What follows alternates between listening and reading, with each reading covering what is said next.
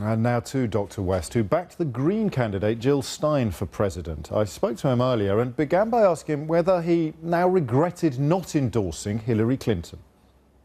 No, I think I have even more animus against the Democratic Party that would trot out a neoliberal disaster, knowing that we needed a Bernie Sanders-like figure who could convince the white working class and then link them to poor people, people of color, women, gays and lesbians, disabled and elderly and others. And so, no, not at all. I think even if Hillary Clinton had won, I would be still deeply concerned about her militarism in the Middle East and Russia and so forth. Are you at all encouraged by the apparent cordiality between President-elect Trump and President Obama at their meeting today? 90 minutes with nobody else present and both speaking in surprisingly warm tones afterwards. Well, I mean, we know that the elite, no matter whether they're neoliberal, conservative, and sometimes even neo-fascist, they have a certain common culture. They went to the Ivy Leagues, they hang out at the same golf courses, they sip tea in the same context. So in that situation, both of them are masters at putting on a certain kind of mask in order to connect with each other. But most importantly, I'm very concerned about the Planned Parenthood sites. I'm very concerned about what's going to happen to my Muslim and Mexican brothers and sisters now.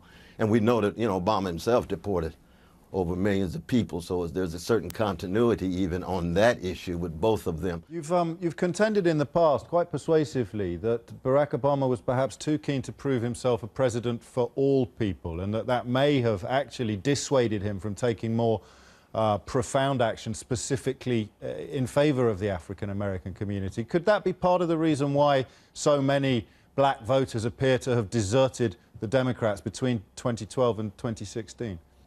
No, my argument was that his language was he's for all the people, but his neoliberal administration has not been for poor and working people. That's why you got the resentment. That's why you got the right-wing populist backlash supporting Trump. The recovery during the Obama administration never really filtered down to poor people or working people. Indeed, yeah. But it has been cyclical, some suggest, that whenever there is a big step forward for civil rights, the pendulum inevitably swings back a little. Do you think having a man of colour in the White House for 8 years did create a groundswell of resentment that Donald Trump was able to exacerbate? Well, I think that's true. I think that's one element of it, but we don't want to accent simply the racial element and downplay the class element. If we had a black man in the White House who focused on working people, no matter what color, and focused on poor people, it would pull the rug from under any possible Donald Trump.